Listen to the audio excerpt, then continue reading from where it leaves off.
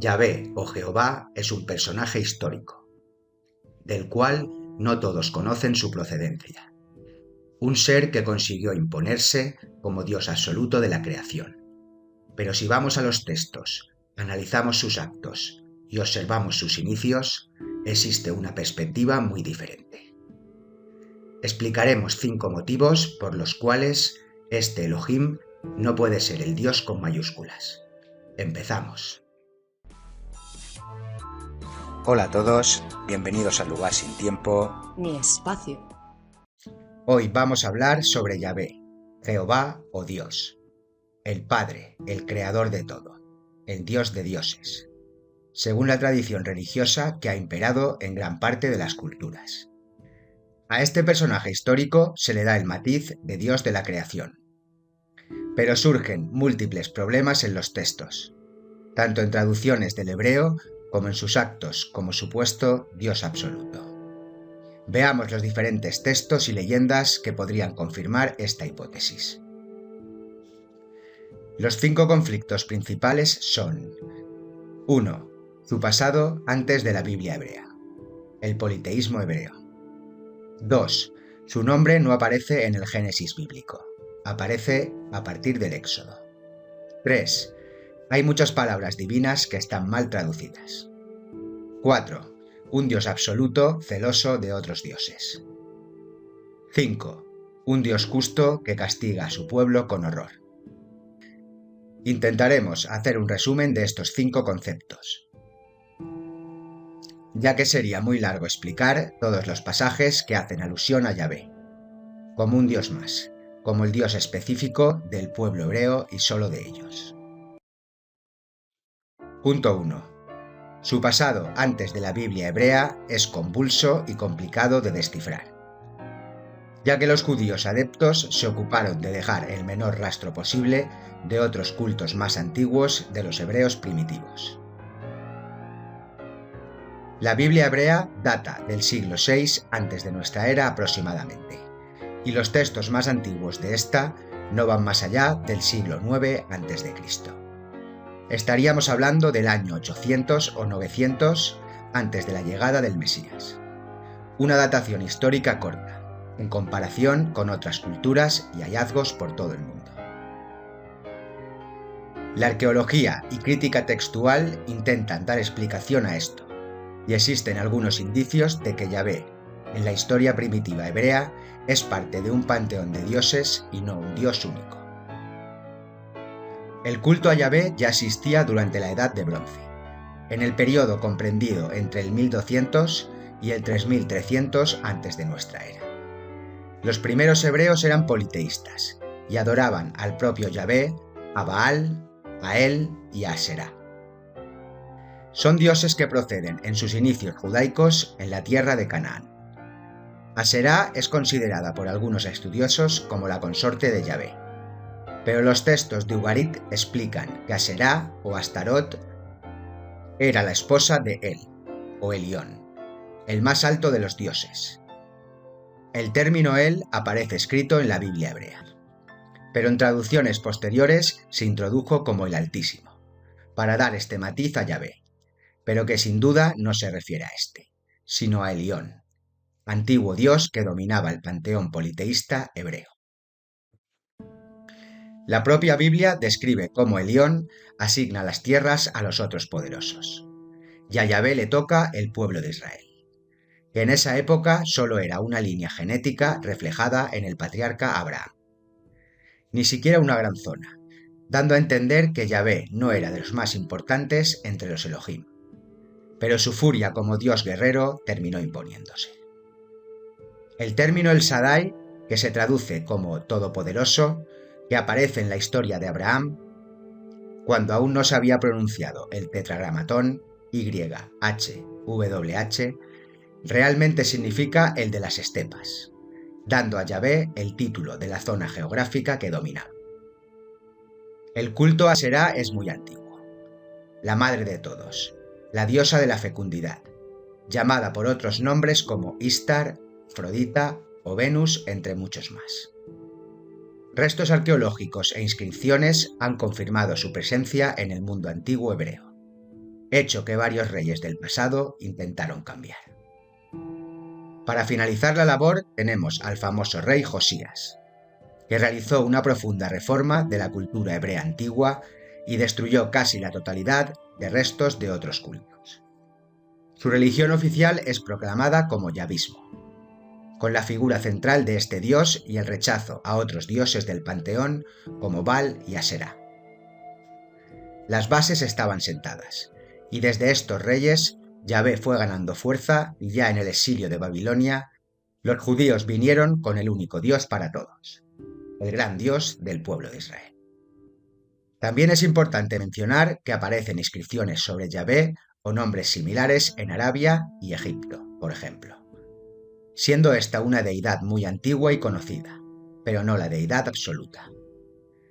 Existen muchos más vestigios históricos, pero con este resumen se puede ver claro la ascendencia de este Elohim. 2. Su nombre no aparece en el Génesis bíblico, que es cuando se crea la tierra y a la especie humana. Las Biblias convencionales han traducido la palabra Elohim por Dios, Todopoderoso o Señor, pero realmente es una palabra plural que significa los jueces, refiriéndose a los dioses más antiguos existentes que vinieron aquí con una finalidad que no sabemos, probablemente a explotar recursos. En ningún momento se menciona a Yahvé. Puede que este dios no fuera un científico, por lo que apareció más tarde cuando otros Elohims habían terminado su tarea, y se le asignó pueblos a dioses guerreros, a militares como Yahvé.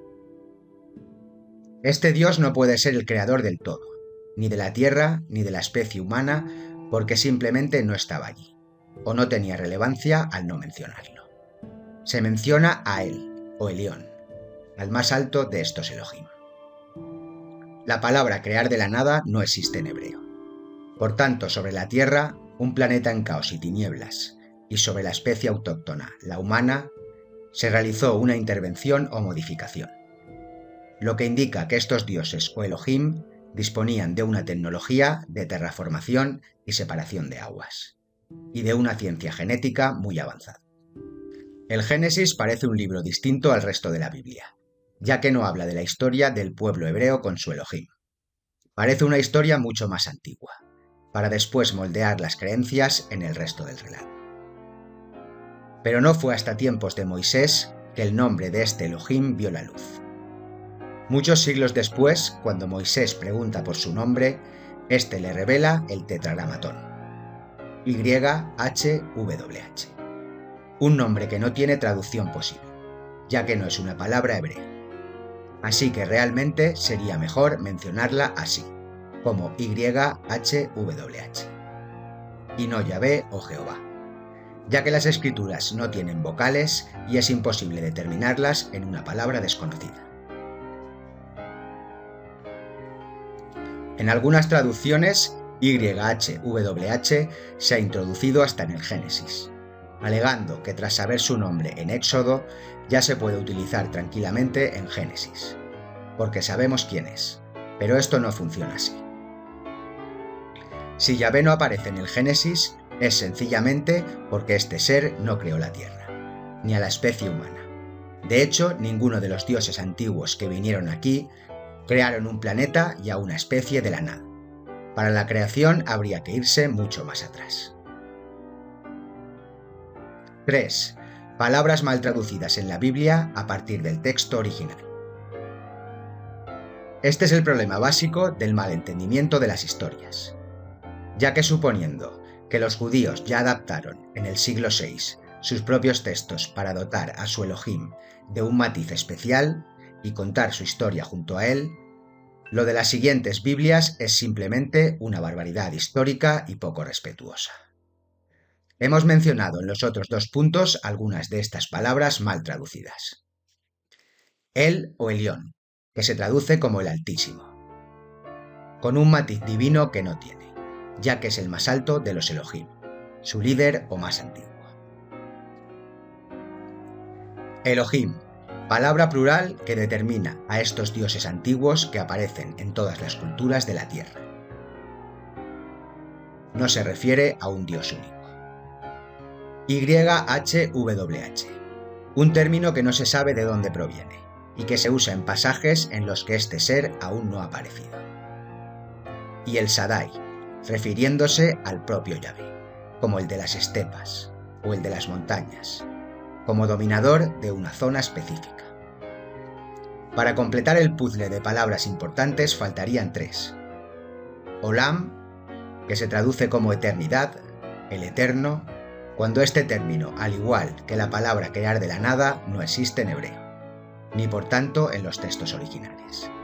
Esta palabra se traduce como un tiempo del cual no sabemos su duración, pero acotado. Y por último, las 2 palabras que son más importantes en el aspecto tecnológico. Ruach, que se traduce como espíritu, y Kabod, que se traduce como gloria.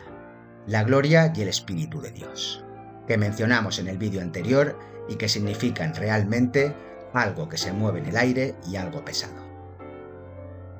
Unos términos que describen la maquinaria pesada de los Elohim, primero en el Génesis y después el Kabod de Yahvé, una nave o carruaje que se traduce como su gloria. Por tanto, si no existe crear de la nada, no existe la eternidad, ni todopoderoso, ni omnipotente, ni altísimo, ni su espíritu y su gloria en las palabras originales, Yahvé no tiene la divinidad que se le presupone. Es un engaño teológico para la creación de una religión que dominó con puño de hierro a la humanidad y que otorgó un carácter universal al Elohim de un pueblo concreto, el hebreo. No expandimos más este tercer punto, ya que hemos hablado bastante de esto y tenemos un programa completo. Quien quiera ampliarlo puede acceder más tarde al vídeo.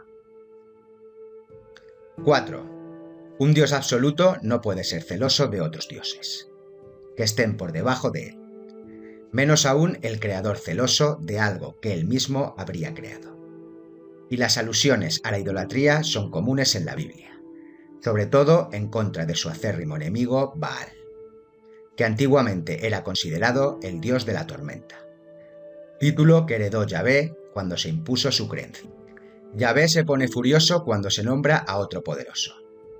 ¿Cómo podría ser esto posible para el Creador?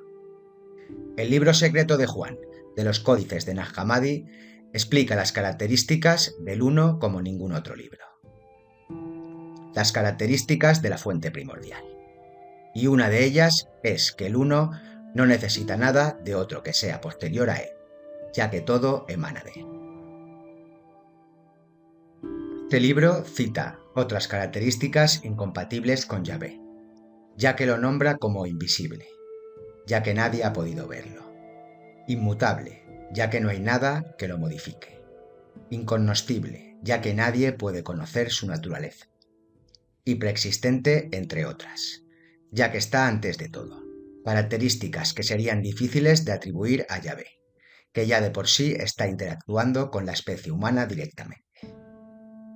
El segundo mandamiento dice: no adorarás a otros dioses, lo que ya de por sí confirma que existen otros dioses a los que adorar.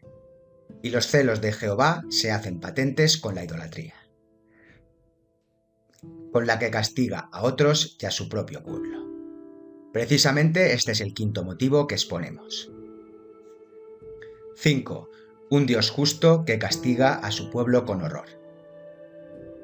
Desde que el pueblo de Israel abandonara Egipto, existen muchos pasajes del horror de Yahvé, ante su propio pueblo y ante sus enemigos, no mostrando ninguna compasión ni empatía.